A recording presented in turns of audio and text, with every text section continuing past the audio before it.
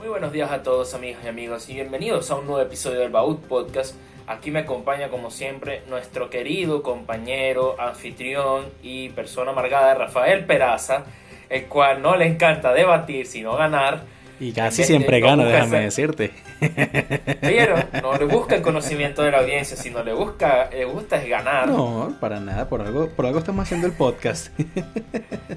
Eso es lo que ustedes creen. Ajá. Y su querido y guapo anfitrión Francisco García, bello. el cual hoy llegamos con el episodio 8, donde por fin se cae el Imperio Romano. Ya tenía siglos cayéndose, pero bueno, este fue el último golpe, sí. Le pegaron la última patadita. Y donde expondremos a ver quién fue la persona más relevante de este siglo. Según nosotros. Donde yo voy a postular. Ya va, cálmate un poquito. Te faltó decir, y si quieres lo presento yo, no tengo ningún problema. ¿Quién fue el ganador del siglo pasado, no? Está bien. ¿Quién fue el ganador del siglo pasado? El siglo pasado, que obviamente hablamos del siglo IV en vez del quinto que estamos haciendo hoy, tenemos como personajes a Hipatía de Alejandría, a Lactancio, a Vatsyayana, autor del Kama Sutra, y a Alarico I, ¿no? Y bueno, las votaciones fueron 62% para Hipatía, una gran victoria para esta gran mujer, primera mujer que gana el puesto de persona más importante en uno de nuestros debates, ¿no? En uno de nuestros podcasts. Primera vez que también ponemos una mujer. Primera vez que también la postulamos.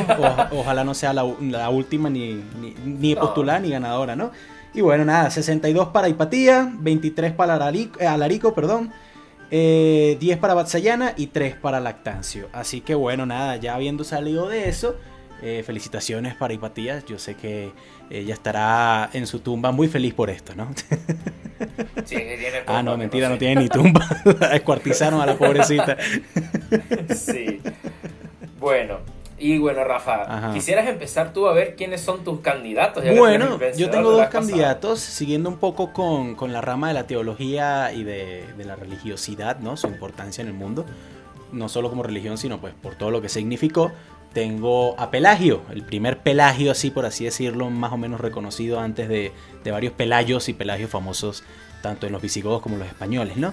Y bueno, al lado de Pelagio también tengo, hablando de los visigodos, uno de los visigodos más importantes de la historia, que es Teodorico el Grande, ¿no? ¿Y tú quién tienes, Fran? Bueno, yo por mi parte, yo voy con un candidato bastante difícil. Hoy quiero ser abogado del diablo. Voy con Atila, el rey de los hunos, el azote de Dios, a azotar a todos los católicos de Peraza. ¿Quieres azotar católicos? Coño, cuidado, te vuelves católico más bien. Ajá, entonces. Bueno, y en caso de que eso no funcione, voy con Clodoveo I, primer rey de los francos, primer también rey cristiano. De los francos, no primer rey cristiano en general. Solo por si acaso. Yo Sí, sé que esa no era tu intención, pues. pero de pronto mucha gente lo habrá interpretado así, por eso la aclaración. Bueno, ese era el segundo apellido. Ok, de los francos. excelente. Ajá. Bueno, nada, ¿quieres que comience yo o comienzas tú? Sí, vamos, los ganadores primero. Los ganadores primero, entonces voy a comenzar siempre yo. Pero bueno, nada.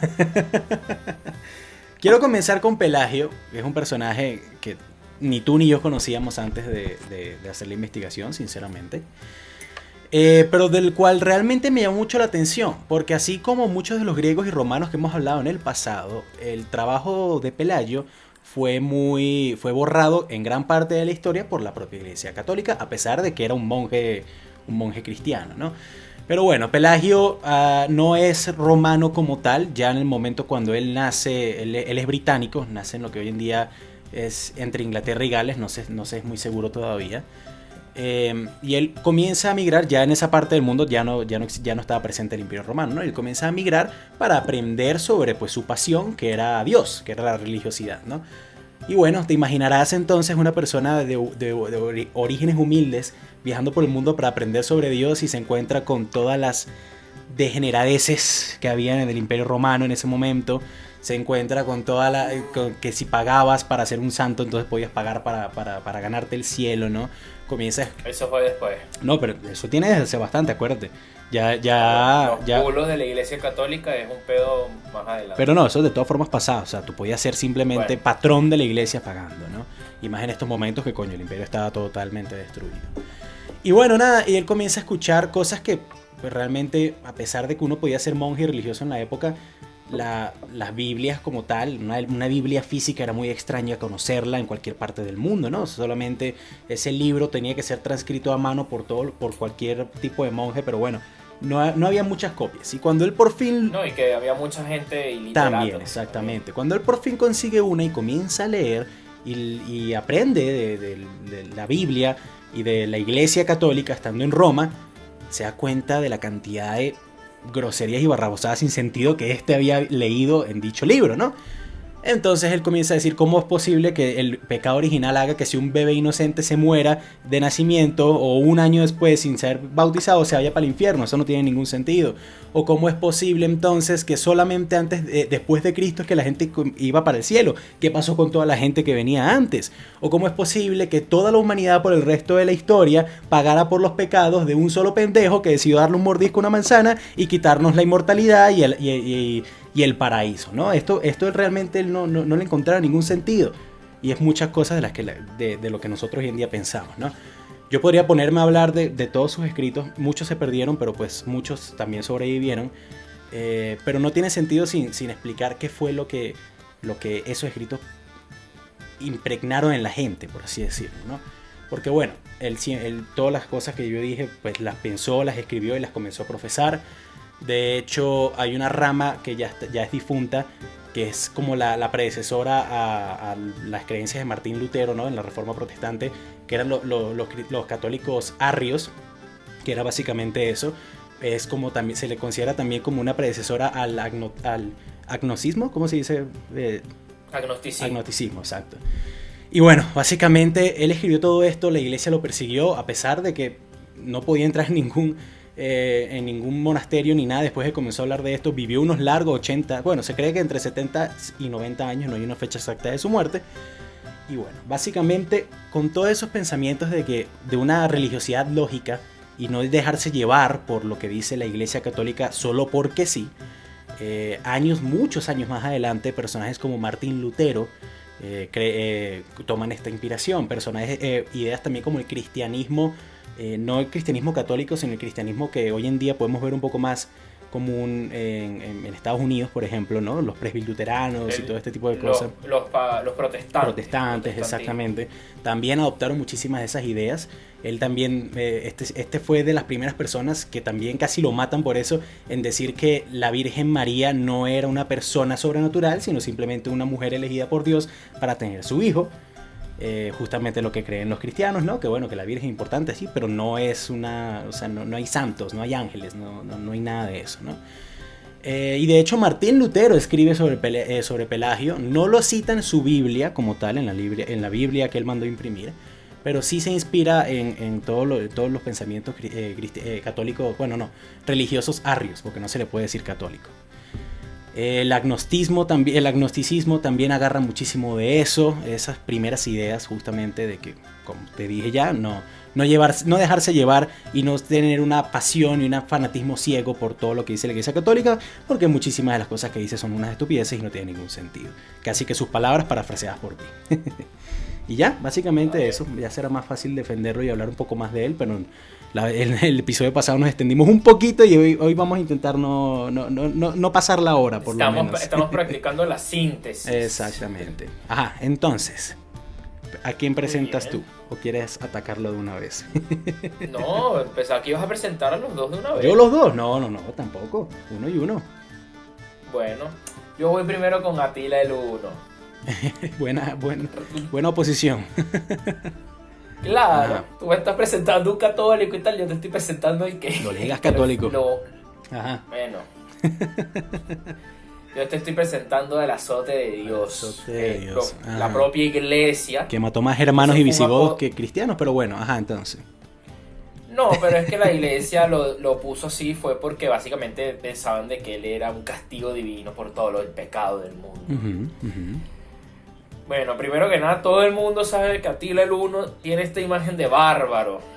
De que es una de las imágenes de la crueldad, ¿verdad? Junto con Gengis Khan, que muchas veces son confundidos. Porque pues básicamente son pueblos bárbaros que venían de un lugar del Asia Central hasta la región de Rumanía y fueron arrasando todos. Eran nómadas, iban a caballo, iban matando y violando mujeres. A pesar de que 900 años separan a los dos y con todo eso muchísima gente los confunde. Exactamente, es muy común. Pero lo que no se sabe es que la verdad, la visión que llegó hasta nuestros hoy días de Atila el Uno es una visión marcada totalmente por no voy a decir, o sea, por los historiadores romanos de la época, una especie de romacentrismo, inventándome esa palabra. ¿Por qué esto? Los hunos era un pueblo nómada, se decían que, o sea, en su pueblo tenían dos idiomas, el gótico y el único. Entre ellos se hablaban eso, aunque también era un pueblo que vivía por la región que era Rumanía, Macedonia no, pero Moldavia, Crimea, vivían por esa región. Y era un pueblo de que incluso se sabe de que anterior a Atila, ese fue un pueblo que fue siendo nómada, que fue saliendo incluso de la parte de China pegada con el Turquestán, con Turkmenistán, Uzbekistán y todos esos países que terminan en Están. Y ellos fueron poco a poco siendo nómadas, que incluso se sabe de registros históricos que han tenido contactos y han tenido, por así decirlo, roces y conflictos con los imperios en China, en Irán y en la India. Y poco a poco se asentaron en esa zona donde pues les dieron cabida dentro del Imperio Romano. Era un territorio nómada, era una tribu dentro del mismo Imperio Romano de esa época. Y siempre fue una tribu más o menos pacífica, eran nómadas, siempre estaban buscando buenas tierras, porque ellos, su vida básicamente eran a base de los caballos, o sea, ellos hacían todo a caballo, dormían en el caballo, cocinaban a caballo. Sí, ellos hacían todo al caballo, entonces lo que ellos más valoraban y era primordial era tener pasturas, o sea, tener buenas tierras y pasturas. ¿A qué se viene esto? Atila comienza siendo rey a la muerte de su tío. Es una sucesión que no es lineal, directa hacia abajo, vertical, sino un poco más como la que tenían también ciertas tribus, por lo menos las tribus chipchas en Colombia, que era una sucesión de que para evitar esos conflictos tan fuertes de hijos, se les daba de sobrino el reino, o sea, era de sobrinos en sobrinos. Hacían un zigzag ahí. Exactamente. Entonces Atila empieza siendo rey en conjunto con su hermano Bleda durante unos años, y al final la tribu de los hunos era una tribu que estaba muy acostumbrada a la diplomacia. Es algo que no se sabe mucho. Antes de hacer toda su campaña militar, los hunos estaban constantemente en comercio y en diplomacia con los con los germanos y con las tribus godas que estaban también por todas esas regiones. Porque al final, al ser una tribu nómada, no se quedaban por mucho rato, algún tiempo, y ellos tenían que sobrevivir mucho del comercio. Por eso es que en la tribu 1 también se hablaban muchos idiomas. Más bien, eso era algo que antes de todo esto, pues impresionaba a varios historiadores romanos del momento, de que pues era una tribu que se caracterizaba era por un eclecticismo, y eran bastante exóticos a lo que ellos tenían concebido, que les parecía demasiado atractivo. Era como la imagen del uno es muy parecida a la imagen de lo que se tenían de los cosacos rusos, por ejemplo, de esos trajes así, un poco como la cabeza, como esa persona de Uzbekistán, como una mezcla entre chino y armenio. Dicho esto, ¿dónde cambia todo? Resulta que, claro, Atila y su hermano Bleda tienen un pacto de paz con el Imperio Romano del momento, en el cual el Imperio Romano le va a mandar 700 libras de oro anuales como pago para mantener la paz y todo esto. Resulta que el Imperio Romano rompe su pacto. Y entonces dice, tú me vas a joder, no me vas a joder, yo te voy a joder. Y que arda Troya, literalmente. Los hunos estaban basados por su fiereza en batalla, pero no eran crueles como se les decía. Más bien, incluso Atila conocía muy bien cómo funcionaba el sistema romano, porque Atila estudió en Roma. Su tío, antes de que cuando Atila no fuera rey, lo mandó a Roma a estudiar. Atila sabía hablar griego, también sabía hablar latín, aparte de gótico y también podía manejar el germano. Era una persona muy educada para la época y sabía manejar muy bien la diplomacia. Sí es verdad que los hunos, cuando les tocaba atacar, atacaban con todo. no era una tribu que mataba por matar, como por así decirlo. Simplemente es como que, bueno, ¿quieres que te matemos? Vamos a matar. Pero antes vamos a negociar. Por eso mismo, Atila en una de sus múltiples invasiones, cuando llegó y asedió Roma, Atila no destruyó Roma, fue porque vino el propio Papa a decirle a negociar con él. Eso sí es verdad. Y Atila dijo, bueno, está bien. Y Atila simplemente se retiró. Solo sufrió una derrota en batalla. Se puede decir que es un general magnífico, si bien sus conocimientos cuando fue para Italia y para Roma no fue conocimientos militares, Bueno. fue aprender de filosofía, fue aprender de... Ahí me toca de interrumpirte un los idiomas. segundito porque él no se retiró solo también porque se retiró. Solo porque le dio pena que el Papa, un viejito de 80 años, fuera a pedirle, mira, coño, no vuelvas mierda, pues. El emperador romano No, pero le yo me refiero de que la única batalla que él perdió fue casualmente una batalla contra los francos, que se unió Sí, toda la parte a lo de que los... a lo que me refiero ahorita que tú hablaste de lo de que, bueno, está bien, no te vamos a matar solo porque sí. El emperador romano le prometió la mano de su hermana Atila para que dejara de atacar Roma. Y este dice que sí. Sí, pero al final Atila nunca la consuma porque él se puso a perseguir una germana que Sí, pero la boda de una de las Atila, razones, que cuando exacto, muere. porque sí, él buscaba no luchar si no era necesario, es verdad. Pero es que Pero eso era, en ese momento esa era la manera de hacer diplomacia. ¿Sí? Después cuando veíamos que cómo se unió pero el tú reino ignoraste ese español, que detalle. nunca se Eso ponía era todo eso. lo que yo quería decir. Bueno, pero eso es una manera de hacer diplomacia Sí, y sí, negociación. sí, ¿Cómo se unió entiendo. el reino español que el sol nunca se ponía? A punta de matrimonio. Listo. Por incesto Bueno. ahí. Ajá. Exacto.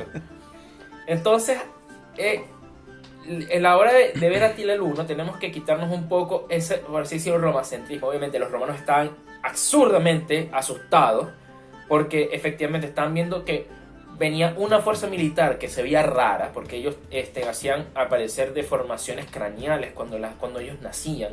Entonces tenían un aspecto Se exótico. cicatrizaban la cara también. Ujú. Sí, tenían un aspecto exótico que venían, no hablaban su idioma en la mayoría de los casos y pues básicamente los mataban a todos y estaban a las legiones romanas, los estaban vapuleando y estaban barriendo el suelo con todos ellos. Tanto así de que Atila logró que un emperador romano abandonara la capital. Si bien como Sapor I fue el primero en capturar y asesinar a un emperador romano fuera del imperio, Atila fue el primero que hizo que un ¿Cuál emperador capital? romano tuviera que huir. Sapona, si no me equivoco. Ok, eso es todo. No era Roma. Eso es todo. No. No estaba en Roma. Ahorita construyo sobre eso, no te preocupes. Sigue. No estaba en No, Roma. yo eso sé. sí, era Yo sé. capital. Pero esa no Y era lo la capital abandonó. oficial del imperio para ese momento. Pero bueno. Ujú. No, pero ya era un imperio romano que no estaba basado en Roma 100%. Mm. Era un imperio romano que desde que ya venían pasando desde hace tiempo, se fue, por así decirlo, descentralizando. Ok, sigue. ¿verdad? Sí. Ajá. Ajá. Logró sitiar Constantinopla. Pero no la agarró. No la agarró la sitio y ya. Tuvo múltiples victorias contra los germanos, los francos, los godos. Pasó por París, recorrió toda Francia. Nunca se sentaron por su carácter nómada, efectivamente.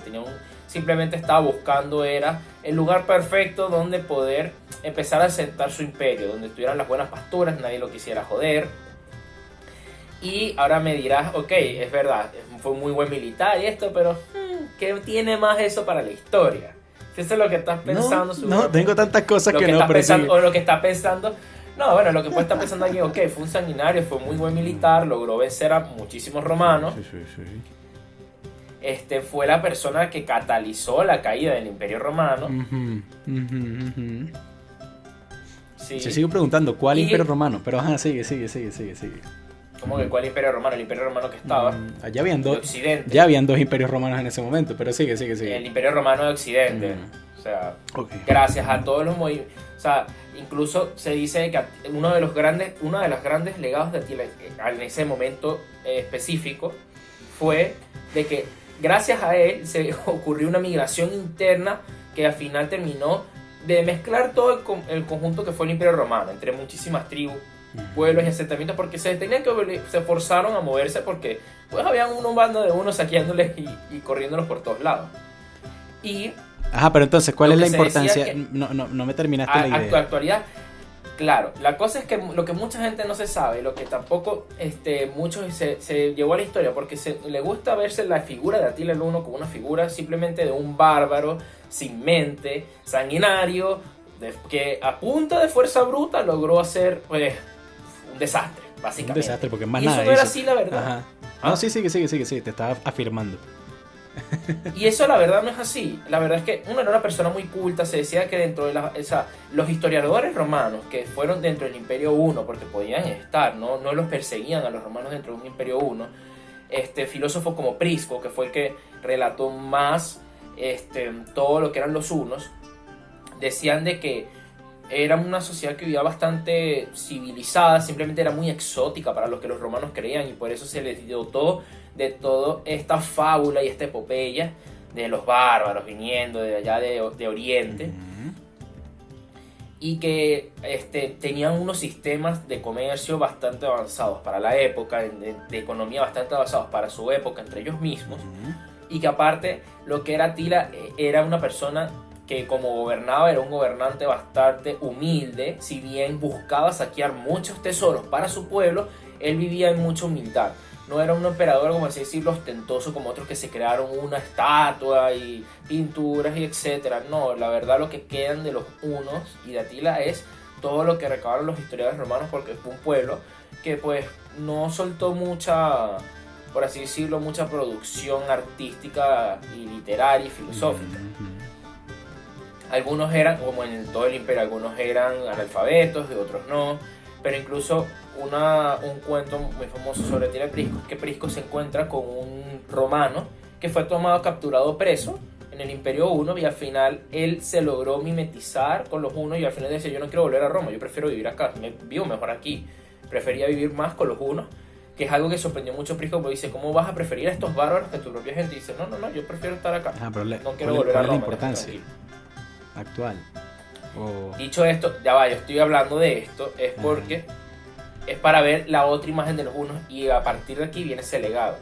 Se sabe muy bien, o sea, y es algo que apenas los historiadores han estudiado actualmente, de que la configuración política que ocurrió después de la caída del Imperio Romano, todos estos órdenes, por así decirlo, de feudalistas, de los reyes, de cómo tratar sus sucesiones por sangre, de cómo tratar todas estas familias, la verdad es que lo agarraron de los hunos. ¡No, güey, mojón!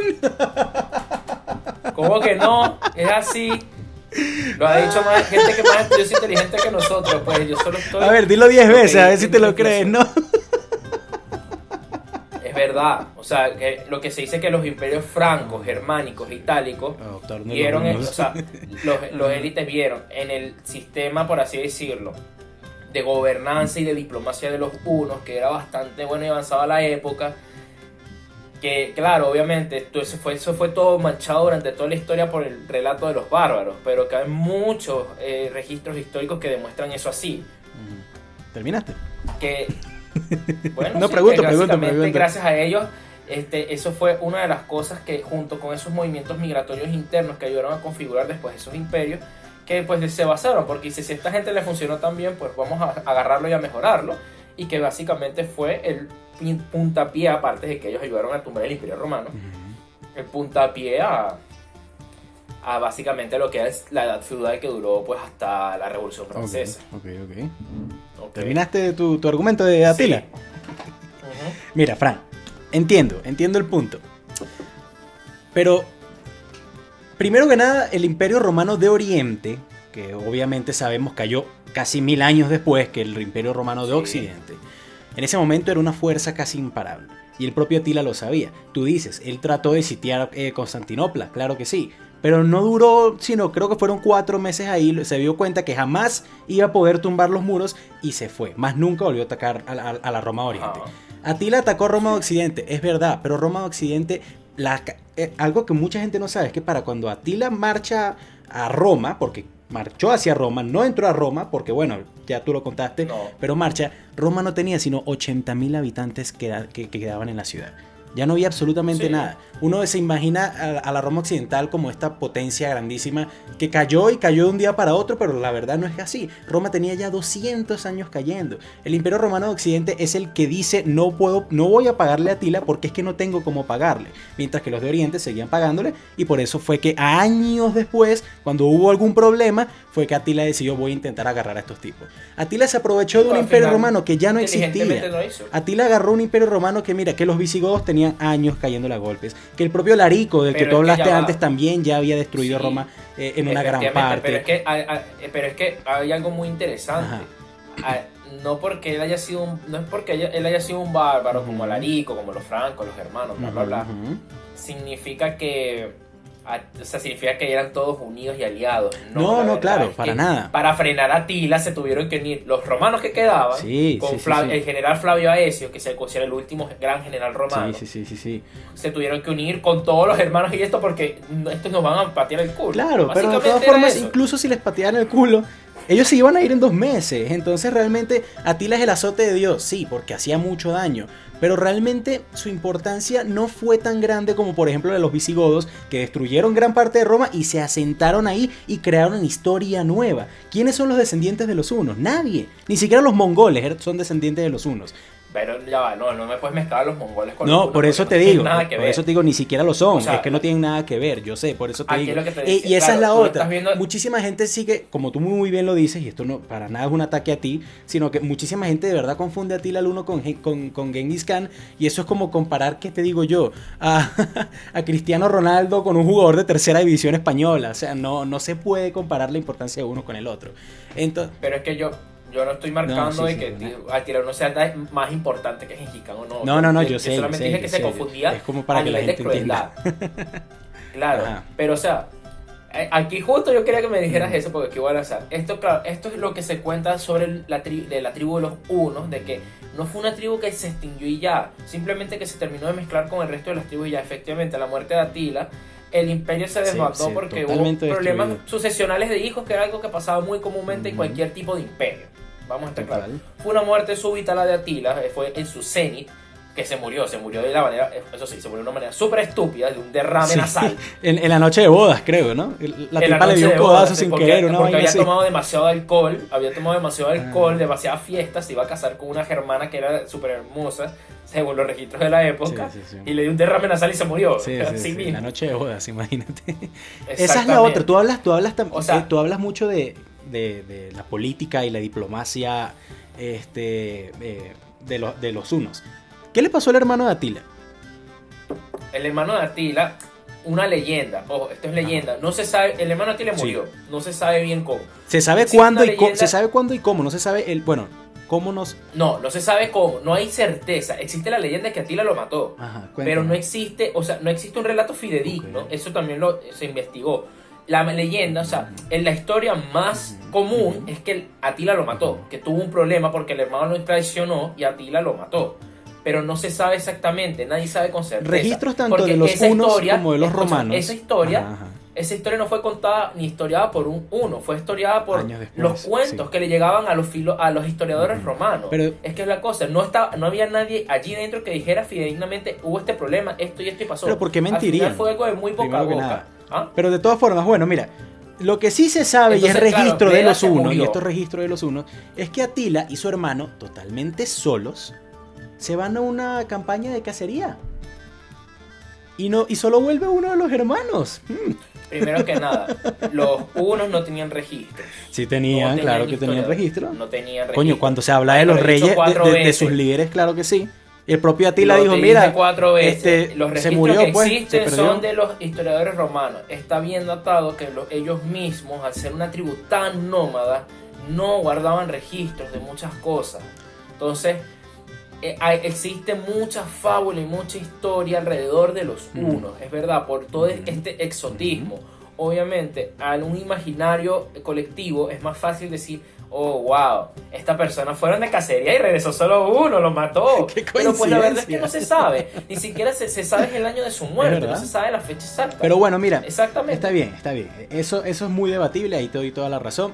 Tú me hablas también, dijiste de que la forma esa idea, bueno, no tan literal del feudalismo, pero ese concepto de organización y de diplomacia, que fue adaptado en gran parte de los Hunos por los futuros reinos europeos de la zona, ¿verdad? Eso fue lo que dijiste. Exactamente, sí. Los Hunos ni siquiera eran agricultores, ¿cómo van a saber ellos de feudalismo? Si el feudalismo es tener tierras y manejarlas. No, escúchame, yo lo que te estoy diciendo es el sistema político. Yo te dije, de ahí agarraron la idea y la mejoraron, después la aplicaron al feudalismo. Mira. O sea, pero el sistema político de los Hunos es que básicamente era cómo se configuraba el reino con los señores, no los señores con los vasallos. A eso es lo que yo me estoy refiriendo en este caso con este del feudalismo. O sea, cómo configurar la dinastía. La organización. Como yo voy a hablar más adelante, escúchame, la organización como voy a hablar adelante. Estaba el rey y estaban los señores. Y en parte en los Hunos era así. El cabecilla era Tira y tenía como su familia real. Y después tenía pues sus distintos caciques, ¿sí? Porque no eran generales, eran sus caciques. Pero al final la configuración entre ellos era así. Obviamente no aplicaban el feudalismo con los vasallos. O sea, no es que yo te doy un castillo por acá, un castillo por acá, porque al final eso fue algo que después efectivamente lo innovaron respecto a la idea de los Hunos, los propios reyes. Eso que acabas de describir lo tenían haciendo los romanos siglos. Un líder, un rey en este caso, un emperador, lo que sea, que tiene a sus familiares al lado y que tiene su senado, su consejo de viejos, por así decirlo, de gente importante. Y por eso te digo, los Hunos eran parte del Imperio Romano. Pero entonces no me digas que se basaron en la forma de manejarse los Hunos cuando coño tienen siglos haciendo lo mismo. Los Hunos se basaron en la forma de los romanos y la mejoraron. Por eso eran muy excesos en la diplomacia. Decían de que aparte de lo militar, la diplomacia y el manejo de la política, por así decir, exterior, con la gente alrededor, porque era una tribu nómada, o sea, tenían que ser más astutos porque podían llegar a un ejército muy grande sin avisarle y los iban a cagar a palos, y los iban a destruir. Está bien. Entonces ellos mejoraron, claro, esa idea de los romanos, obviamente, mismo Atila fue y se enseñó en Roma. Tú mismo lo dijiste, exacto. Aprendió en Roma, exacto. Pero la mejoró y lo apoyó. Y claro, era al final lo que dijo es que los romanos no son tan buenos por su prepotencia de las glorias pasadas. Tú dices que la mejoró y tú dices que inspiró entonces a la forma... Ayudó. Ajá, o sea, que ayudó. Esa mejora. Y tú dices que esa forma era buena. De partida para después funcionaba, o le hizo algún bien a alguno de los reinos europeos de la zona. Eso no quita que haya sido legado, o sea, no todo, o sea... Estás queriendo darle demasiado crédito a algo que no se le puede acreditar solamente a los Hunos, coño, o sea... O sea, yo te estoy diciendo que ellos agarraron algo y lo mejoraron. Eso que mejoraron fue el puntapié de inicio de estas dinastías que después se fue modificando, obviamente con el tiempo, más filósofos y pensadores. No es algo tan lineal tampoco, pero efectivamente dice que es más grande que su legado destructivo y guerrero, y que obviamente puso al Imperio Romano Occidental de patitas a la calle. Ya estaba, junto con los, le faltaba reinos, un dedo para salir y a ti lo terminó de empujar. Junto con los reinos bárbaros, porque también los reinos bárbaros se asustaron con Atila, tanto así que se aliaron con Roma para intentar frenarlo. Así y al final terminó dándose la vuelta. Un poco de soldados a caballo que vivían en choza.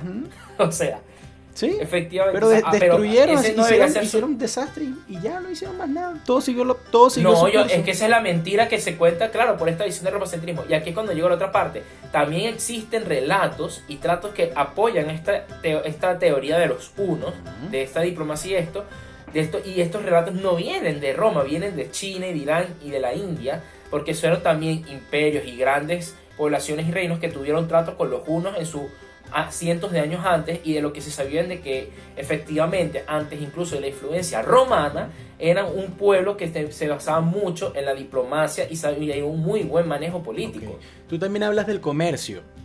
Los Hunos, sí, en registro que haya de todos los imperios, no solo romanos, sino que tú acabas de mencionar, por sí solos ellos solo producían dos cosas: pieles y caballos. Era lo único que producían, era lo único que vendían propio.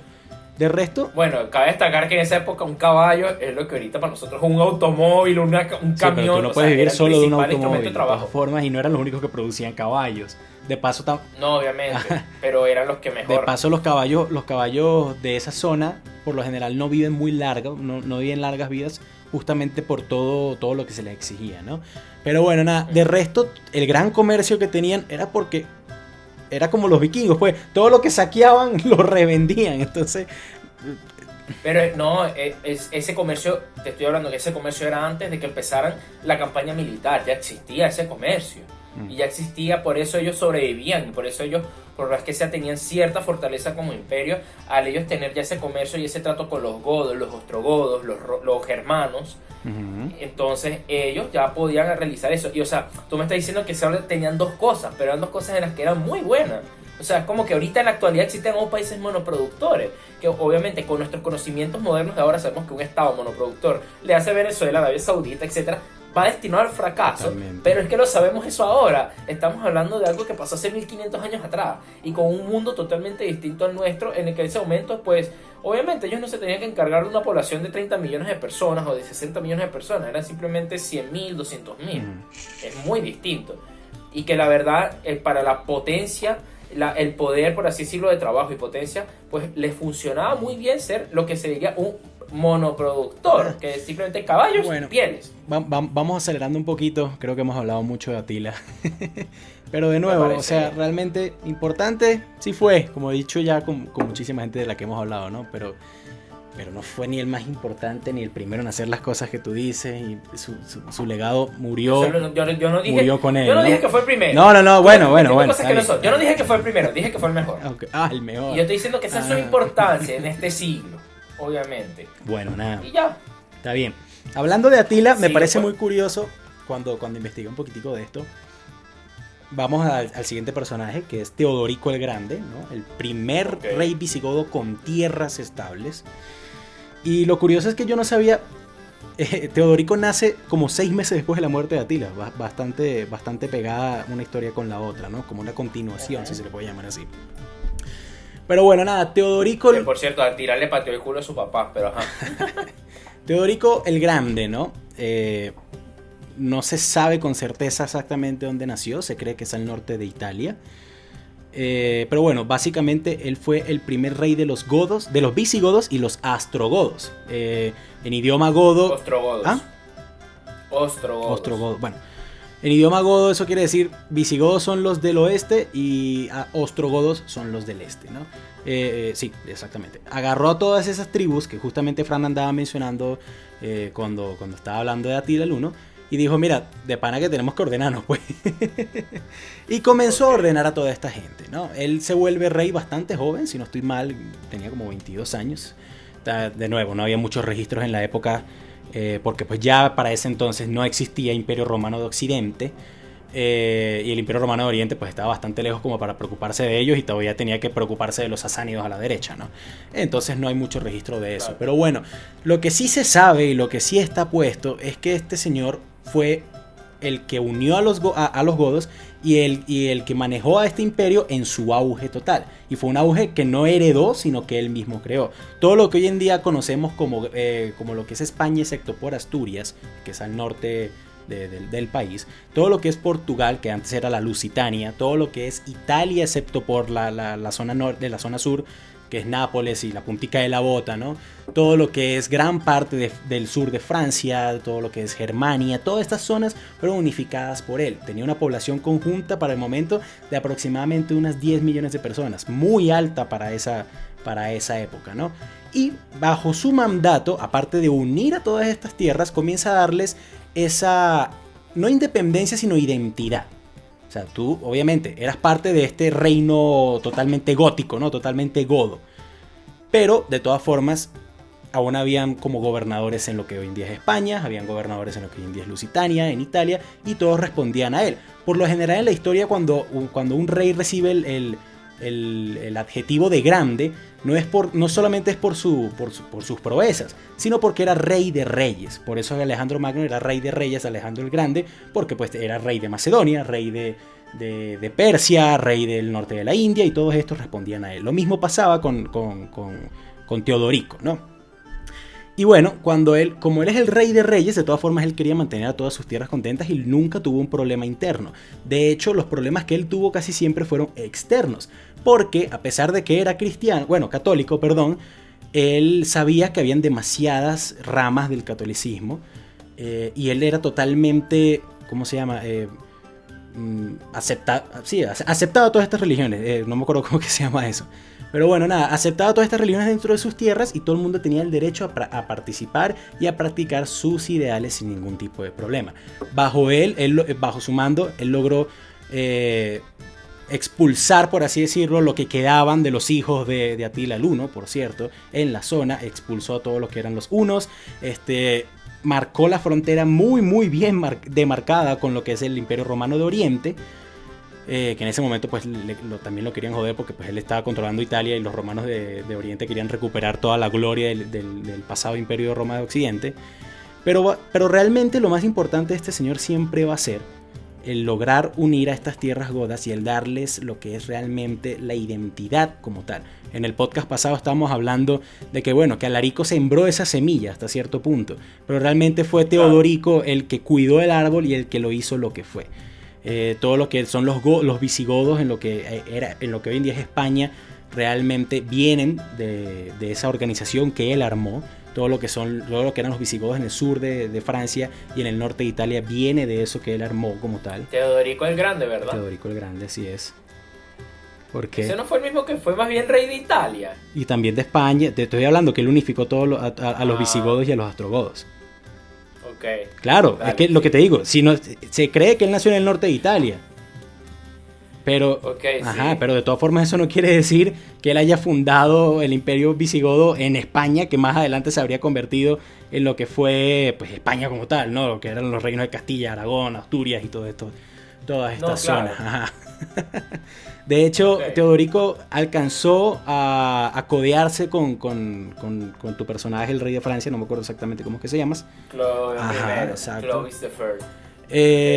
Pero bueno, o sea, se podrá hablar muchísimas cosas más de este señor. De hecho, fue tan importante, y aquí utilizo el mismo argumento muy válido, sinceramente, que utilizaste tú con Atila, de que los romanos de Oriente seguían viéndolo como bárbaros, ¿no? Él era un bárbaro para los romanos de Oriente.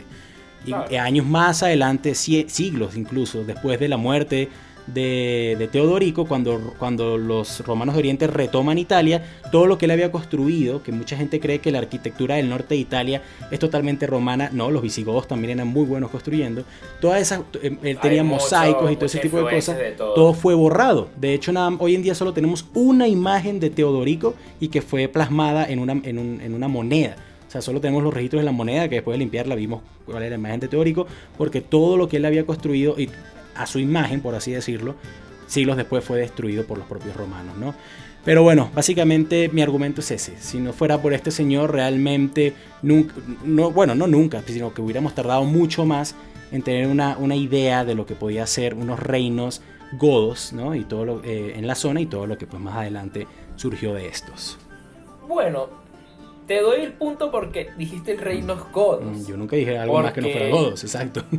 Claro, exactamente. Es un muy buen detalle que hayas incluido esa palabra. Los francos y los germanos no eran godos. Ajá. Exactamente. Pero ya, déjame hablar, coño. Estoy adelantando tu argumento, chico. Porque obviamente lo que tú dices aquí, claro, una concepción de los reinos godos, porque lo más probable es que si no, pues hubiera pasado lo mismo más adelante con el primer rey de los francos, con Clodoveo, que es mi personaje, y ahí me meto yo. Dale. Está bien porque aquí los podemos poner como en una pelea de boxeo. Sí. So, tenemos aquí a ¿cómo decirte? A Ali contra Tyson, así parejito. Pesos pesados, igualito. Muy bien, tú me estás diciendo que claro, Teodorico el Grande. Primero que nada, es verdad que, o sea, no te voy a negar su importancia uniendo al reino a los ostrogodos, los godos, los visigodos, bla, bla, bla. A los vándalos también, incluso se me había olvidado, perdón. A los vándalos, pero que incluso también pues, cuando se le consideró un nuevo Trajano o Valentiniano al momento de su reinado por toda la paz. ¿Y tú crees que ese Trajano es malo, coño? No estoy diciendo que sea malo. Ya, espérate, ya tú vas a saber cuando le voy a tirar miedo. Pero dicho esto, también es una figura así como ocurría en este caso con Altira, que está realzada con muchas leyendas, con mucha fábula, mucha epopeya de cosas que tal vez pudo haber hecho, tal vez no, está muy, por así decirlo, mitificada, ¿verdad? Y que al final, pues, o sea, también luego, a su muerte, dejaría un imperio que igual se seguiría dividiendo, por más que sea con ese problema entre sus hijos y demás, Eso no es mucho de jugar porque igual que eso Atila. pasa con todos los reinos. Claro, igual que Atila, igual que... Ajá. Eso pasa con todos los reinos. Era muy raro que no pasara Con eso todos los un reinos, reino. o sea, con todos los reyes buenos. Por lo general nunca le seguía uno bueno, exacto. O sea, no, Bueno, más estable, allá de que le pues. siguiera uno bueno o no, Ujú. era como que nunca se mantenía Exacto, su unidad. estable, Era sí, sí, eso. sí. Pero dicho esto, yo quiero poner, claro, yo aquí voy a poner al nivel de tus argumentos y hasta más importante, pues a Clodoveo I, el primer rey de los francos. Voy a empezar con su legado. Ahorita en Francia se le considera el fundador de Francia, de lo que hoy se conoce ese territorio como Francia. Es verdad que ya existía la Galia, existían esos territorios, pero la configuración territorial de lo que sería Francia lo hizo primero Clodoveo I. Fue alguien que no se guió, por así decirlo, con este lazo de ser todos godos como Teodorico, sino sí porque no era tan así con los galos. Habían alamanes, habían francos, burgundios, eran tribus que eran, por así decirlo, no tan hermanadas con ellos mismos, y él simplemente las conquistó todas y creó Francia. Ya ahí tiene un poquito un mérito más grande, y es una Francia, la configuración territorial de Francia que se mantiene hoy en día, porque obviamente, como podemos ver después, España más adelante la invaden los musulmanes, y pues ya se aleja, su cultura se aleja más a lo que serían los godos. Igual la cultura italiana después es influenciada por más cosas. En este sentido, y por eso es que uno cuando va hoy en día, España e Italia se parecen en muchas cosas, efectivamente, tienen ciertas diferencias, pero tienen en el medio a Francia, y Francia en cuestión cultural es muy distinta a lo que es España e Italia. ¿Por qué es tan distinta? Pues en parte es por esto que hizo, pues aparte de ser tribus diferentes en un principio, pues por lo que hizo esta persona que es Clodoveo I, que posteriormente para una modernización de su nombre que se le dio en la Edad Media era el nombre de Luis. De ahí es donde viene, Luis. a partir de ahí, Luis, a partir de ahí es donde vienen estos nombres de por qué los reyes franceses les gustaba llamarse Luis, pues porque él es el Clodoveo I, el rey de todos los francos. Así es. También fue, si bien una cosa que perjudicaba el imperio de Teodorico, y por el cual Clodoveo también peleó y no los invadió totalmente, pero sí tuvieron muchos conflictos y batallas, era porque entre los godos existían, entre los ostrogodos, los visigodos y los godos, existían varios que eran católicos. Si bien Teodorico era un rey pagano. Exacto. Pero tú podías hacer cualquier religión que tú quisieras dentro de las fronteras del imperio. Sí, pero aquí tú sabes que los católicos no son muy buenos compartiendo con los demás. Y bueno, y con todo y eso que tienen los enemigos adentro, Teodorico los mantuvo y nunca lo trataron de joder. No de adentro. Sí lo trataron de No joder. de adentro, no. No, los católicos de afuera sí. Y Los Clodoveo católicos de los afuera jodió. sí. Los ortodoxos en el Imperio Romano de Oriente, mucho, claro que sí. Pero No, pero me refiero a que él tenía divisiones internas que si bien logró mantener, al final se iba a caer sí o sí. Pero que claro, los propios godos internos del reino de Teodorico, que antes de eso, él existió en la misma época de Clodoveo, tenían cierta, por así decirlo, no amistad, pero tenían buenas relaciones. Clodoveo fue bautizado un día de Navidad, pues gracias a su esposa Clotilde, que por eso le hicieron santa, incluso por convencerlo de bautizarse, y agarró un gran aliada con la Iglesia Católica, y desde allí básicamente impulsaron y lograron quitarle poder, incluso creo que hasta parte del territorio de los propios visigodos, por un impulso de las leyes católicas. Algo que Clodoveo, por así decirlo, no te voy a decir que sea culpa de que, él nos molestaba a los católicos, pero le faltó visión, le faltó estrategia política para poder controlar eso, y que después obviamente le pasaría factura. no, o sea, entiendo tu punto, pero también ten en cuenta que, coño, en ese momento, sí, uno tenía dos opciones.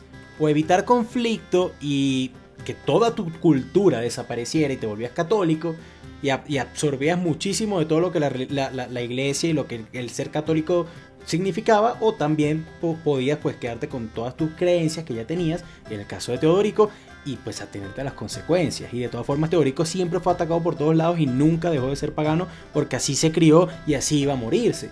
y de hecho esa idea también quedó bastante impregnada en la cabeza de muchos visigodos que más adelante también se convertirían en el ejemplo de Don Pelayo, que decía, mira, yo no voy a dejar que tú me vengas a joder por muy musulmán y por mucho que tú seas, y no voy a dejar de pelear nunca, ¿no? Entonces esa idea visigoda también se mantuvo bastante marcada. Eso te lo tomo con pincita. Eso te lo tomo con pincita porque es algo que estás proponiendo tú. Porque obviamente, aparte de eso, sí es verdad que está la influencia de Don Pelayo y los vascos y todo esto. A la hora de la reconquista de España, ahí también hubo un importante apoyo de la iglesia. Y ese importante apoyo de la iglesia al final lo tuvo gracias a que mucho antes, cuando Clodoveo, porque hay que entender una cosa, en ese momento, claro, se crearon los primeros reyes grandes. Clodoveo I, rey de los francos, Teodorico el Grande y demás, que fueron los que se agarraron lo que restó del Imperio Romano, pero, y pues claro, por lo menos Clodoveo hizo es el creador de la dinastía de los merovingios, ¿verdad? Que reinó Francia hasta que fue sustituida por la dinastía de los carolingios, que fue la de Pipino el Breve y Carlomagno. Carlomagno más adelante, exacto. Exactamente.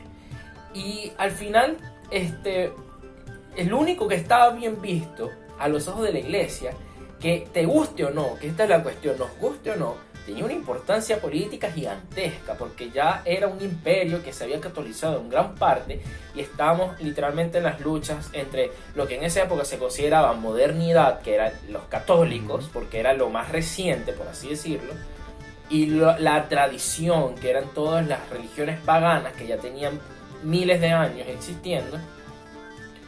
Pues Clodoveo, o sea, aquí hay que ver que efectivamente uno tuvo más visión política que el otro. Porque yo me voy a quedar todo terco y tal y eso, y al final pues así le fue. Bueno. Logró cosas por un cierto periodo de tiempo y pues después de eso su legado no fue que se vio manchado, pero si bien perdió, se diluyó. No voy a decir que perdió, sino que se diluyó entre muchas más cosas, mientras que el legado de por lo menos del otro se mantuvo porque se supo, por así decirlo, esto es una frase muy controversial y muy impopular, pero se alió en el lado correcto de la historia.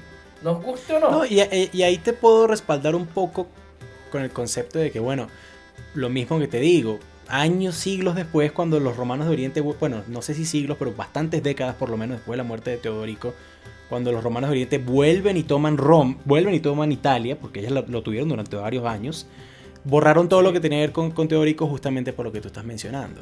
Pero también esa es la otra. Teodorico tuvo la maldición, por así decirlo, de que todas sus tierras en algún momento fueron parte importante o incluso la propia capital del histórico Imperio Romano. Mientras que el norte de Francia, sí, bueno, el centro y norte de Francia, porque el sur era parte de los visigodos, y se los quitó Teodorico. No se los quitó. Perdón, se los quitó Clodoveo. No se los quitó a Teodorico. Sí. En vida no se los quitó a Teodorico. Se da después.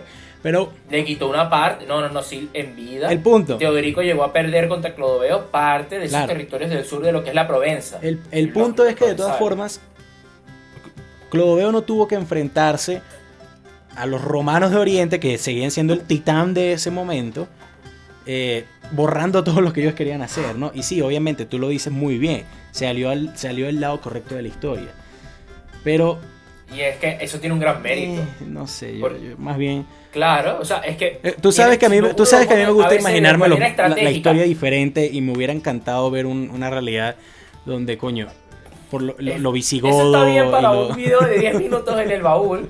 Pero aquí no, por eso te digo, yo creo que la curiosidad poniendo las pies en la cabeza. La curiosidad en ese sentido creo que me gana, ¿no? Claro, y no te voy a quitar eso, y es que por eso mismo la figura de Teodorico está más alzada, por lo menos en todo lo que fue las leyendas y las fábulas germanas, que la de Clodoveo. Pero a la hora de hablarse en datos duros y en acciones y en estrategias, pues uno al final lo que conquistó y lo que logró, si bien su dinastía duró unos 200 años nada más, pues se mantuvo. Por más que después llegó hasta después desde ese punto fue el epicentro en el cual se armó un nuevo imperio que le haría frente, no era su dinastía, es verdad, pero que le haría frente a, pues así decir, al poder de ese imperio romano de Oriente, que sería el imperio de Carlomagno mucho más adelante. Ajá, ok. Y que gracias a... Y al final, ¿cómo o sea, uno pudiera decir, no, pero es que los carolingios fueron los que fueron más poderosos haciendo eso, fueron los más inteligentes? Pues no, al final una de las cosas también muy, muy al favor que tuvieron es todo el poder político y las masas que movió a mover la Iglesia Católica, porque es que tenemos que entender una cosa. En una época donde el 95% de la población no sabía leer, o sea, la gente, todo, era muy crédula, y todo, absolutamente todo, se lo creían al cura que estaba en su pueblito. Sí. Y iban, escuchaban al cura que les decía, va a pasar esto y esto y esto. Y obviamente el cura no era huevón, o sea, el cura sabía eso, porque la iglesia sabía eso, y la iglesia como un instrumento de manipulación, como ya se había venido diciendo de antes, un instrumento de manipulación política y un instrumento político. Esto fue lo que dio pie a que empezara la Edad Media, la Edad Oscura, en donde la iglesia, el poder político de la iglesia era absurdamente grande. Por eso nos hacía falta los godos. Era tan jodido ese poder que pasaba fronteras de reinos, cosas que ni los propios reyes lograban hacer en esa época. Es verdad, pero bueno, nada, no me dijiste nada de Pelayo. Una cosa que también se me olvidó mencionar es que Pelayo Pelayo introdujo el concepto de libre albedrío a la iglesia, a pesar de que los religiosos los católicos no les gustan aceptarlo. Para ellos no existía ese concepto desde antes.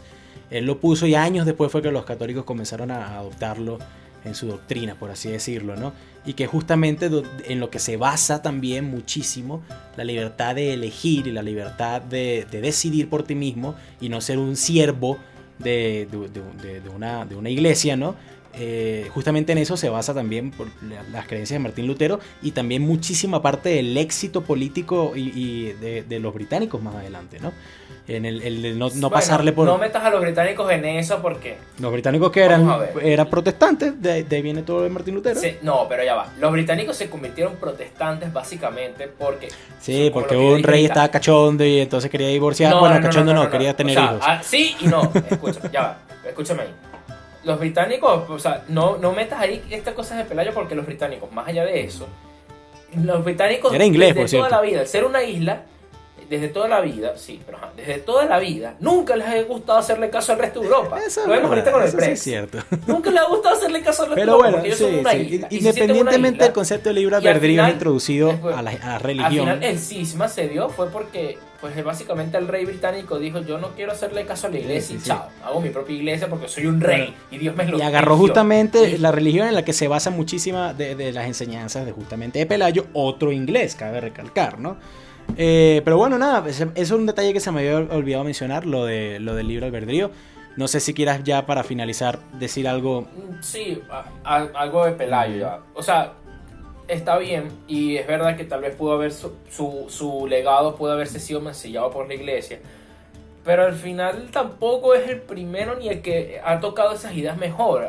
Ahí existe Santo Tomás de Aquino, que es considerado de los filósofos teólogos más importantes en la historia de todo el catolicismo y protestantismo, y de todo. Pelayo no agarra nada de lo de Santo Tomás de Aquino, que seguía respetando todas las creencias. Santo Tomás de Aquino fue después. Bueno, imagínate entonces cómo Te estoy diciendo de que no, o sea, entre todo lo que sea, cuando el momento de hablar de teología, o sea, ¿en qué año fue entre los primeros 3 y los primeros Santo Tomás 5. Santo Tomás de Aquino creo que fue por los 1000. ¿En serio? Ese que decía antes, no sé por qué. Sí. Pero bueno, entonces.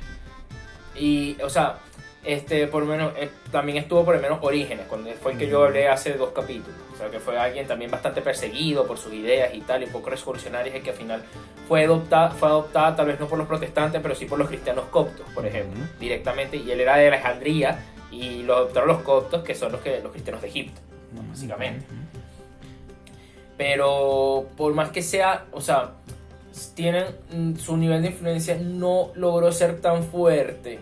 O sea, que si bien lo agarraron mucho los protestantes, pues al final de todo hubo otras personas que agarraron también esos conceptos, y tal vez no de él mismo, sino simplemente que hay una cosa, la teología tiene una cosa muy jodida. No, los teólogos nunca se basan en trabajos de otros teólogos. Siempre van a la Biblia y de ahí ellos hacen sus pero cosas. Es que este no era teólogo, todos eso de la es Biblia. importante también recalcar.